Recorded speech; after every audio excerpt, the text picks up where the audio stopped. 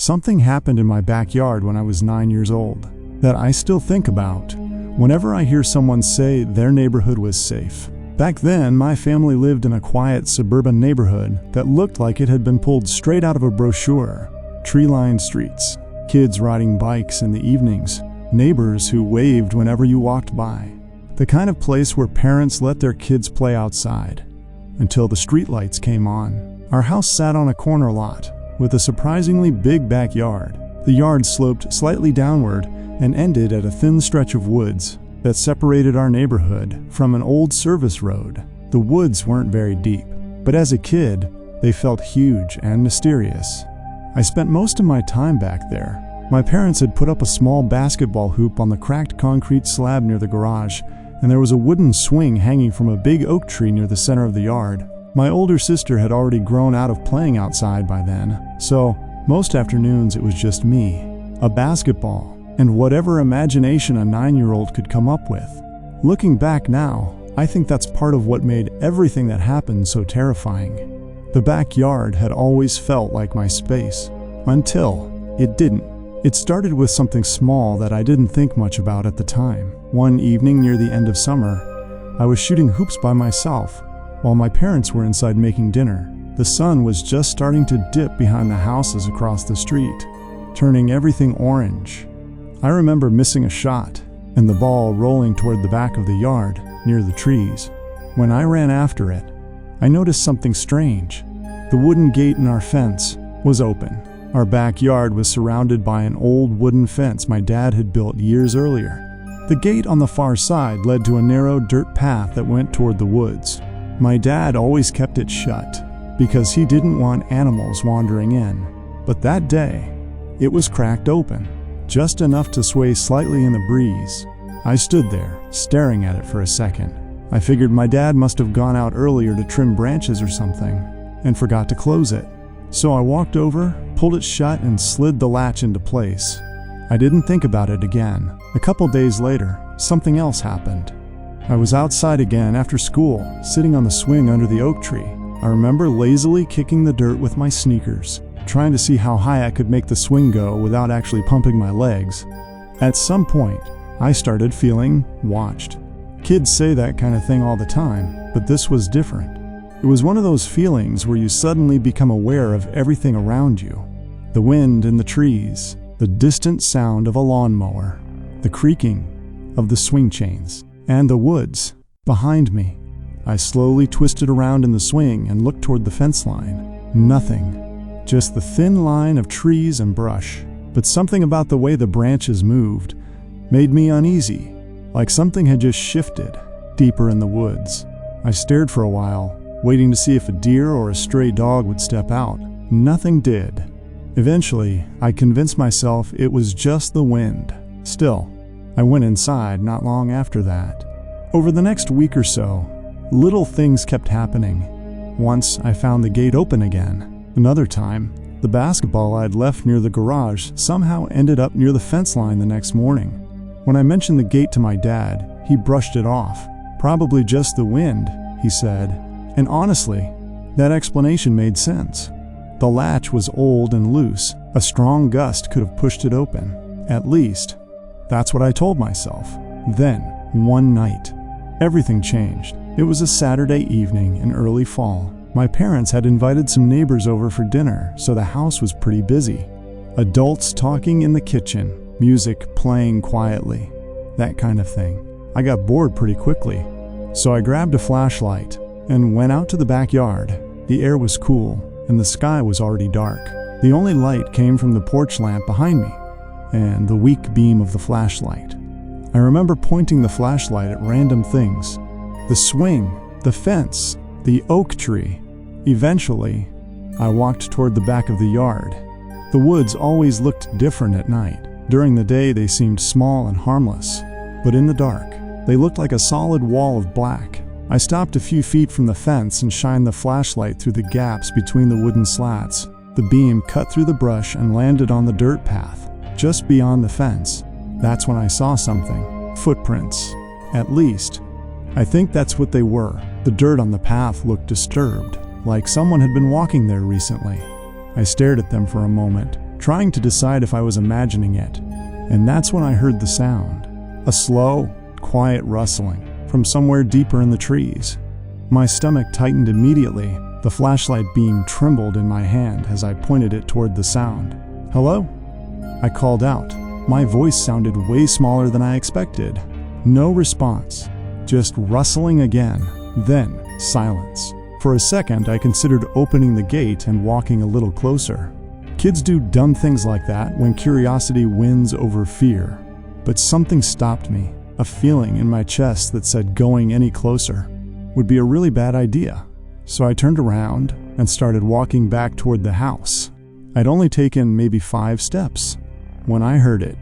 The gate behind me, creaking open. Slowly, I froze. Every instinct told me not to turn around, but of course I did. The gate was swinging inward, and someone was standing just beyond it. I couldn't see his face clearly because the porch light behind me cast everything in shadow, but I could make out the shape of a tall man. He wasn't moving, just standing there, watching me. For a few seconds, neither of us said anything. Then he stepped forward slightly, pushing the gate open wider. The wood creaked loudly in the quiet yard. "Hey there," he said. His voice was calm, almost friendly, but something about it made my skin crawl. I didn't answer. I just stood there, clutching the flashlight. "You live here?" he asked. I nodded slowly. He took another step into the yard. Instinctively, I took one step backward. That's when the man tilted his head slightly, almost like he found my reaction amusing.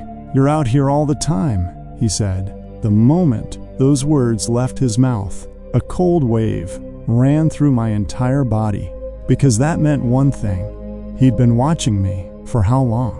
I had no idea. I didn't say anything. I just turned and ran. I bolted across the yard, the flashlight bouncing wildly in my hand. By the time I reached the porch steps, I was already shouting for my dad. The back door flew open almost instantly. My dad stepped out, confused, asking what was wrong. I pointed toward the fence, barely able to get words out. "There's a man. He's back there." My dad didn't wait for the rest. He ran past me into the yard, but when we both looked toward the gate, it was empty.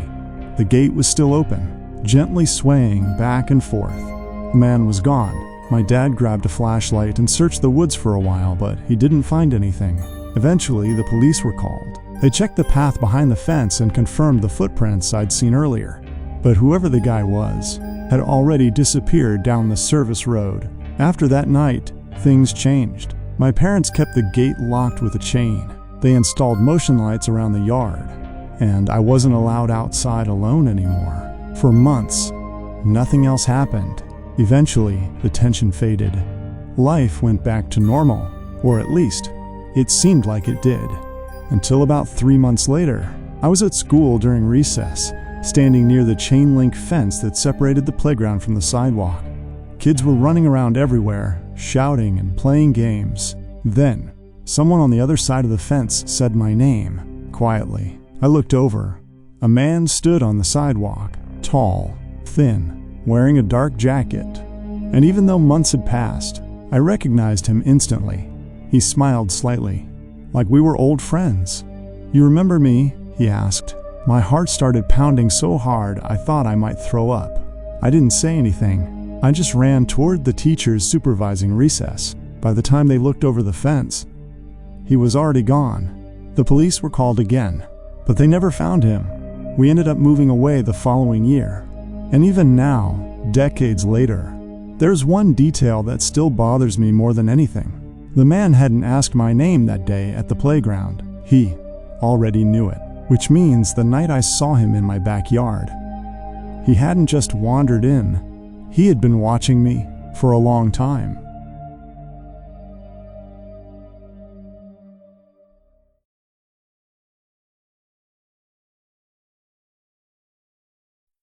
The first thing that made my stomach drop was seeing a hand slowly slide the curtain in my backyard window. The problem was, I was the only person home, and I was standing in the kitchen when it happened. This happened about 3 summers ago when I was 27 and living in a rental house just outside a small town in Washington. It wasn't super rural, but it definitely wasn't a neighborhood either. The houses were spaced out, each with big yards and patches of trees separating them. The kind of place where it gets really quiet. At night, I had moved there for work and ended up renting a small one-story house that backed up to a long strip of woods. The backyard was fenced, but the fence only covered part of the property. Beyond it, there was a wide grassy area that eventually faded into thick trees. During the day, it was actually pretty nice. I'd sit outside sometimes with coffee, or grill on weekends. Nothing about the place ever felt creepy. At first, the house itself had this sliding glass door that led straight to the backyard. Right next to it was a big window looking into the kitchen. That window had thin white curtains that I usually kept half open, so I could see outside while I was cooking or washing dishes. Most evenings after work, I'd just come home, make dinner, and relax. I wasn't much of a nightlife person, so my routine was pretty boring. The night this happened started exactly the same as any other. I got home around 7:30, tossed my keys on the counter, and started making pasta.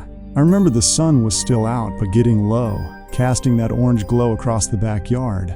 The grass looked almost golden. While the water was boiling, I glanced out the window the way I usually did. And that's when I noticed the curtain move. Not blowing from wind, not drifting, it slid, just slightly, like someone on the outside had pinched the edge of it and pulled it back for a second. At first, my brain tried to rationalize it. Maybe the window was open and a breeze caught it. But the window wasn't open. I walked over and looked closer, trying to see if maybe it had just shifted on its own. Everything looked normal. Backyard empty. The fence gate closed. No movement anywhere. I stood there for a few seconds, staring out at the yard, before finally shrugging it off and going back to cooking. But about 2 minutes later, I heard something. A soft thud. It sounded like it came from outside. I froze for a second, listening. Another thud. This time, it sounded like something hitting the fence. I walked back to the window and looked out again. Nothing. Just the yard, the fence, and the line of trees in the distance. The sky was darker now, and shadows were starting to stretch across the grass. I told myself it was probably a raccoon or something. There were animals around sometimes. Still, something about the feeling of it bothered me. That little voice in your head that tells you something isn't right. I decided to step outside and check. I slid the glass door open and walked out onto the small wooden deck. The air outside had cooled down, and the woods behind the yard looked darker than they had a few minutes ago. "Hello?" I called out, feeling slightly ridiculous. No answer. I stepped down into the grass and walked toward the fence. Everything looked completely normal. No broken boards, no animals, nothing moving. That's when I noticed the gate. The latch was open. Now, I knew for a fact I had closed that gate earlier that afternoon when I mowed the lawn. I walked over and pushed it shut again, and that's when I heard something behind me. Footsteps. Very light, but definitely footsteps. They came from the direction of the deck. I turned around quickly. Nothing. Just my house, the sliding glass door, and the kitchen window. But the curtain on the window was now fully open. My stomach tightened immediately. I knew I hadn't touched it before coming outside. It had only been half open earlier. I stood there staring at the window, trying to process it. Then I noticed something else. There was a shadow moving inside my kitchen. It crossed the wall slowly, like someone walking past the window. Every instinct in my body screamed at me to run, but for a second, I couldn't move. My brain was still trying to convince itself that it had to be something else.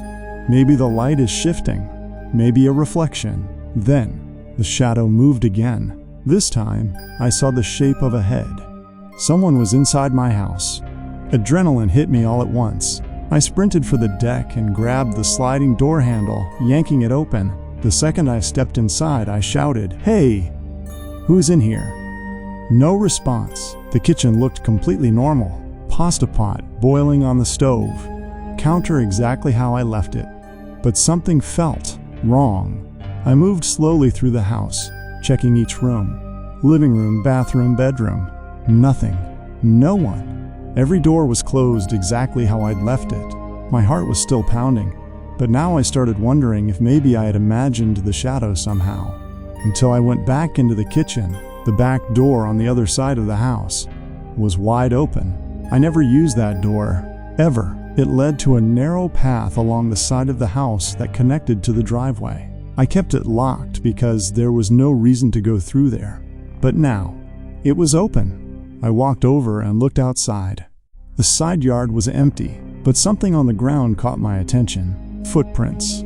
Fresh ones? The dirt along the side of the house had been soft from rain the night before, and you could clearly see the shape of someone's shoes leading away from the door. They went straight toward the driveway. I grabbed my phone immediately and stepped outside, scanning the area. That's when I heard the sound of an engine starting. At the far end of the driveway, partially hidden behind the trees, a dark SUV was backing out. I had never seen that vehicle before. The driver didn't look at me. They just pulled onto the road and drove off. I stood there watching until the car disappeared. My hands were shaking by the time I went back inside. I locked every door and window in the house. Then, I called the police. 2 officers showed up about 15 minutes later and walked through the entire property with me. They checked the house, the yard, and the woods behind the fence. They didn't find anyone, but they did find something else. Near the fence line, about 20 feet from the kitchen window, there was a small folding chair sitting in the tall grass. It wasn't mine. One of the officers pointed his flashlight at it and said, "Looks like someone's been sitting here." The chair faced directly toward my kitchen window, right where someone would have a perfect view inside the house. That alone made my skin crawl. But what they found next was worse. Right beside the chair was a pair of binoculars and an empty water bottle. Whoever had been there hadn't just wandered through my yard. They had been watching, probably for a while. The officers asked if anything had been stolen from the house. At first, I didn't think so, but later that night, I realized something was missing. A spare key. I used to keep it on a hook near the back door.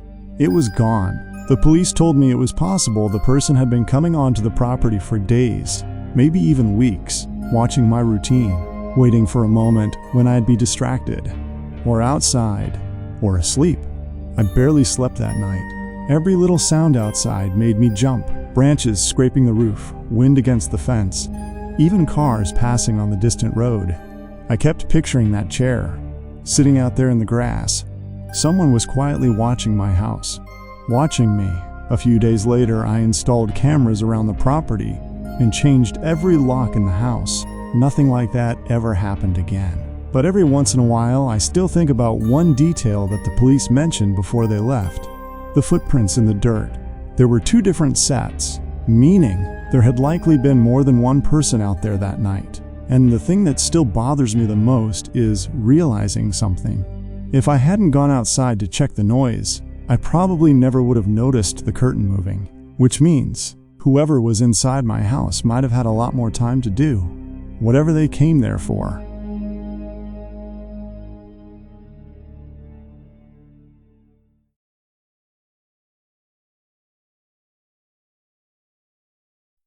Something moved in my backyard that night, and for a long time, I thought it was just an animal. I didn't realize until later that someone had been standing there, watching my house.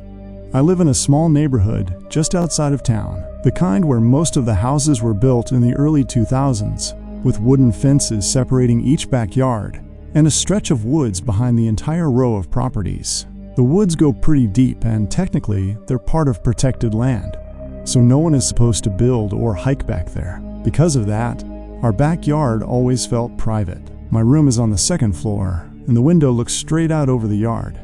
You can see the back fence, a patch of grass, and then the tree line, about 20 yards past it. Most nights, it's completely quiet. The night this happened was sometime in late September. It had started getting colder, so people in the neighborhood weren't outside much anymore. Around midnight, I was in my room playing a game on my computer when I heard something outside. At first, it was just a faint rustling, not loud enough to really get my attention, just the kind of sound you hear when wind moves through leaves.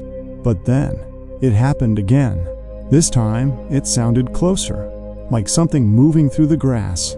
I paused my game and looked over toward the window. My blinds were halfway open, so I leaned over and looked outside. The yard was dark, except for the faint light coming from our kitchen window downstairs. It cast a dull yellow glow over part of the grass and the fence. At first, I didn't see anything, but then I noticed the gate in our fence. It was slightly open. Now, the gate is always closed. My dad was weird about that. He'd always make sure it was latched after mowing the lawn or taking the trash out. I stared at it for a few seconds, trying to remember if anyone had been in the yard earlier that evening. That's when I heard something again. Another rustle. This time, it came from the direction of the tree line. I squinted out into the darkness, trying to see past the fence. The woods behind our yard are thick, and at night, they're basically just a black wall. But I could see the first few trees, and something about one of them looked wrong. It took me a second to figure out why. Then, I realized there was a shape next to it that hadn't been there before. At first, my brain tried to explain it away. I thought maybe it was a shadow, or part of the tree trunk. But then, it moved, just slightly, like someone shifting their weight. I froze. The shape was tall, definitely taller than the fence, and it was standing perfectly still, just inside the trees, watching the yard. For a few seconds, I convinced myself it had to be a neighbor, or someone cutting through the woods for some reason. But then, another thought hit me. Why would someone be standing there? In complete darkness, facing my house? I leaned closer to the window, trying to get a better look. The kitchen light behind me reflected faintly on the glass, so I turned my computer monitor off to reduce the glare. When I looked back outside, the shape was gone. I scanned the tree line for a minute. Nothing. No movement. No sound. Just the trees swaying slightly in the breeze. Eventually, I told myself it had probably been nothing. Maybe a deer or some weird shadow. Still, I got up and pulled my blinds closed before going to bed. The next morning, I forgot about it completely. Until that night. It was around 1 a.m. when I heard something again. This time, it was louder. A metallic clank, like something hitting the fence. I sat up in bed immediately. The house was quiet. My parents were asleep downstairs, and my younger sister's room was across the hall. I stayed still, listening. Then I heard it. The gate, the unmistakable creaking sound of it slowly opening. My stomach dropped.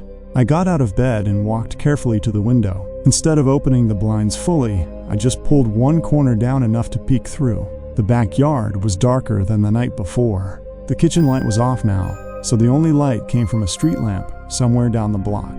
But I could still see the fence and the gate. It was wide open. For a few seconds, nothing happened. Then, someone stepped through it. A man. He moved slowly into the yard, like he had done it before. He didn't look around nervously like someone trespassing. He walked calmly across the grass, like he knew exactly where he was going. I stayed completely still behind the blinds. The guy was tall and thin. He was wearing dark clothes and what looked like a hoodie. His head was slightly tilted down. But what really made my skin crawl was the way he moved. Slow, unhurried, like he had all the time in the world. He stopped about halfway across the yard. Then he looked up, right at my window. Even though the blinds were mostly closed, I felt this immediate jolt of panic. I stepped back from the window instinctively. My heart was pounding. For a second, I wondered if he had actually seen me. Then, I heard something that made the situation 10 times worse. Footsteps. Not from outside. From inside the house. They were faint, but unmistakable. Someone walking downstairs. At first, I thought it might be my dad, but the steps sounded wrong. Too slow. And they were coming from the direction of the back door. I slowly opened my bedroom door and stepped into the hallway. The house was dark, completely silent. I stood there for a moment, listening. Then I heard it again, a soft creak from downstairs, followed by what sounded like the back door gently closing. My chest tightened. That meant one of two things. Either my dad had gone outside without saying anything, or the guy the first saw in the backyard had just come into the house. I hurried back into my room and quietly locked the door. My hands were shaking so bad, I almost dropped my phone. I started dialing 911, but before I hit the call, I heard something outside my room. A wet, scraping sound, like someone's shoe dragging slightly on the floor. It moved slowly down the hallway. Step, pause, step, pause. The sound stopped right outside my bedroom door. I held my breath. Then, the door handle moved, just slightly, like someone testing it. The handle twisted again. This time, harder. My phone slipped from my hand and landed on the carpet with a soft thud. For a few seconds, there was silence on the other side of the door. Then, 3 slow knocks. I didn't move, didn't speak, didn't even breathe. After a long pause, a man's voice came from the hallway. Quiet, almost calm. "Hey, open up." I felt this wave of cold run through my entire body. It wasn't my dad's voice, and it definitely wasn't anyone I knew. The man knocked again, this time louder. "Come on, I know you're in there." My hands were shaking so badly I could barely unlock my phone. I finally managed to dial 911. While it rang, the guy outside the door stopped knocking. Another long silence. Then I heard footsteps again, moving away, down the hallway. A minute later, I heard the back door open and close. The police arrived about 10 minutes after that. They searched the house and the backyard, but didn't find anyone.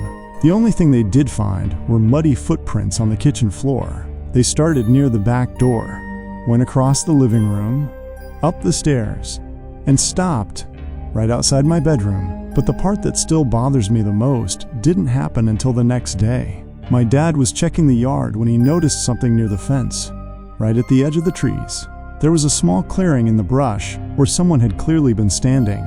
The grass was flattened, and there were empty food wrappers scattered around, like someone had been sitting there for a long time, watching the house. The police said it was probably someone homeless passing through the area. But that explanation never sat right with me, because if he had just been passing through, he wouldn't have known exactly which room I was in.